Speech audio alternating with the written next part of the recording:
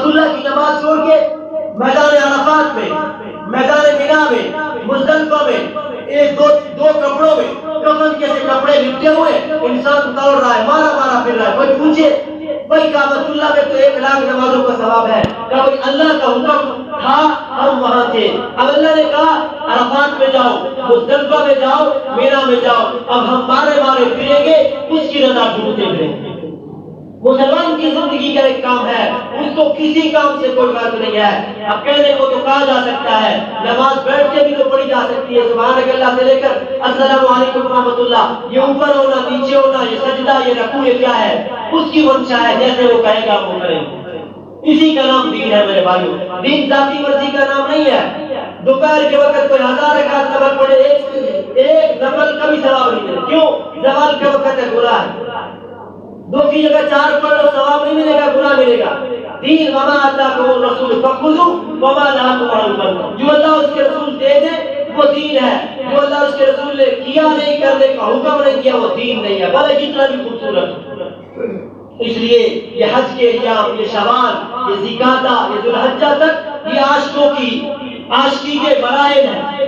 کبھی حج پہ آزمایا، کبھی میدان عرفات میں آزمایا، کبھی بیٹے اسماعیل کی قربانی پہ آزمایا. یہ سارے قربانی اسی بات کا سبق ہے بھائی اللہ کو راضی کرنا ہے. نماز کی صورت میں دین کی قربانی دینی پڑے گی، زکات کی صورت میں مال کی قربانی دینی پڑے گی، عشر کی صورت میں فصل کی قربانی دینی پڑے گی. دل چاہتا ہے غلط کاری کرنے کو، لیکن اللہ اس کے رسول کی خاطر اپنے آپ کو روکنا پڑے گا، نفس پر چھری چلانی پڑے گی، پھر جا کے اللہ ملتا ہے. قربانی آتی ہے تب اللہ کا حکم ملتا ہے. آج ہم میں سے کوئی شخص قربانی دینے کو تیار نہیں. ہم مسجد میں آتے ہیں 5-10 منٹ لیٹ ہو جائے، سچی بات یہ ہے ہم دل ملا رہے ہو. جب اللہ کے لیے ہم 5-10 منٹ کی بھی قربانی نہیں دیتے میرے بھائیوں، پھر ہمارے بدر کے لیے جس طرح بدر میں فرشتے آئے تو اس طرح تھوڑی فرشتے آئے. ہمیں کچھ نہ کچھ قربانی دینی پڑے گی. دنیا میں تو یہ سمجھ آتا ہے یار دکان کو وقت دینا پڑے گا، پونجی لگانی پڑے گی، گاہکی کو متوجہ کرنا پڑے گا. ہم نت نئے طریقے ایجاد کرتے ہیں اپنی پبلسٹی کے لیے. کاش اللہ کی یاد بھی، اللہ کی محبت کے ہمارے کسی کونے اور گوشے میں ہے کہ یار ہم کوئی ایسا طریقہ بھی تلاش کر لیں کہ اللہ ہم سے راضی ہے. یہ ہماری زندگی میں یہ چیز نظر ہی نہیں آتی. میں اپنا کہوں کسی اور متعلق میں کیا کہہ. آج بھی ہمارا حال ہے، یہ سورج آگ برستا ہے. نبی علیہ السلام کی آخرت کی فکر دیکھیے.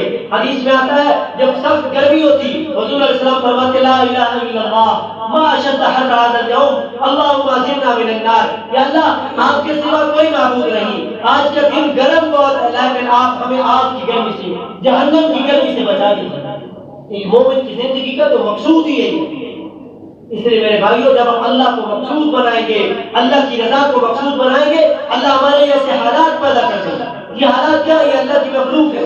یہ بیماری اور پریشانی اللہ کی مخلوق ہے. یہ اللہ کی مرضی کے بغیر تو نہیں ہے. یہ خوشی اور غم، یہ صحت اور بیماری، یہ تندرستی اور قرضے، یہ سارے حالات یہ اللہ کی طرف سے ہیں. وَتِلْكَ الْأَيَّامُ نُدَاوِلُهَا بَيْنَ النَّاسِ. ہمارے دن ہم بدلتے ہیں. اللہ کریم سے دعا ہے کہ اللہ تعالیٰ ہمیں اپنے آخرت کی فکر کرنے کی توفیق دے.